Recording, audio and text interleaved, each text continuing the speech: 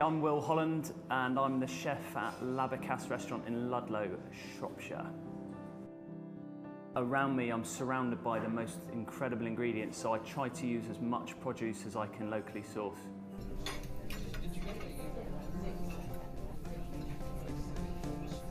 Check on 2 covers, 1 scallop, 1 duck, 2 chicken.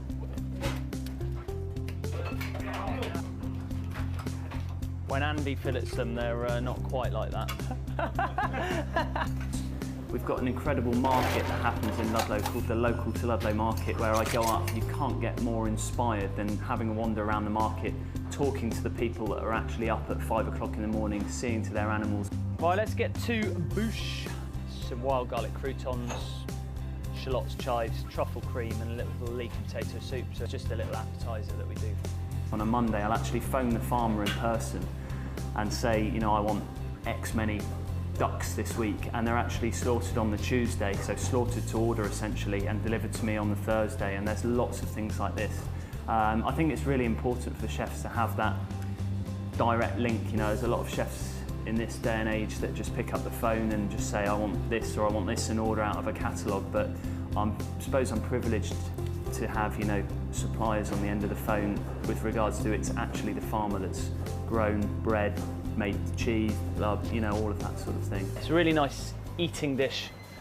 You sort of break into the yolk goes through, you've got ham, hot mustard, pickled shallots and lentils at the bottom. Thank you.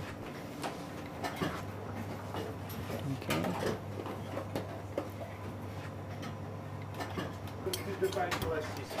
How shall I read? Chef? Yo. You got 5 lamb all day? Service, please. That's table 8. Yes, thank you. The restaurant I chose as my recommendation is Clockjack Oven in Soho. It's an amazing bit of kit, isn't it? Yeah. So the chickens are free range. Yeah. Where are they from? From Brittany, an area of Brittany called Zanze. Yeah. So it's a cooperative of farms that work together. Cool. This is our brine that we brine the chickens in. So this is from 4 different types of brines, as in there are different types of marinades. Yeah. And the main base to them will be a salt solution of water. Ours is actually a salt and sugar, and then a herb mix. Okay, lovely. Yeah. So then they sit in here for 2 hours.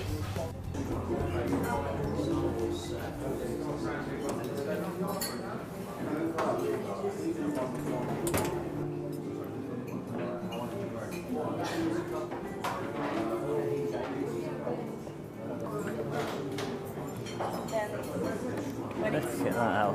It's so juicy, isn't it? It is. I like it. Have you got a slight bit of OCD? Yeah. Yeah, I can see that because I have. Because it all has to be lined up like that, definitely. The moment of truth. Yeah. Ah, now I know why they're called bells.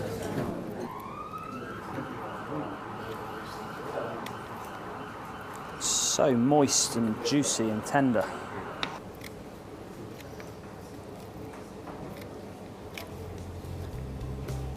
Apparently I've got a job. You will? Can I get you 2? Can I get 4 pieces? I'd love to try some chili sauce, some chips, coleslaw. And a beer. Of course, a beer. Tell you what's interesting as well, like Ciarán he tasted everything. You see, like when they brought like the salads out, he had a fork and he was tasting it and telling them like more dressing or a little bit more salt and stuff. So it was really amazing to see like attention to detail that, yeah, it's some people are in there for 10, 15 minutes, just a quick bit to eat, but it's not just a case of throw the food out and get rid of it. It's really a case of we want to be the best, standards, seasoning, everything is as good as we can make it. I think it's really, really good to see that. Yeah, this piece looks good. I can't tell you how much my mouth is watering just knowing that that's actually mine that's coming this way.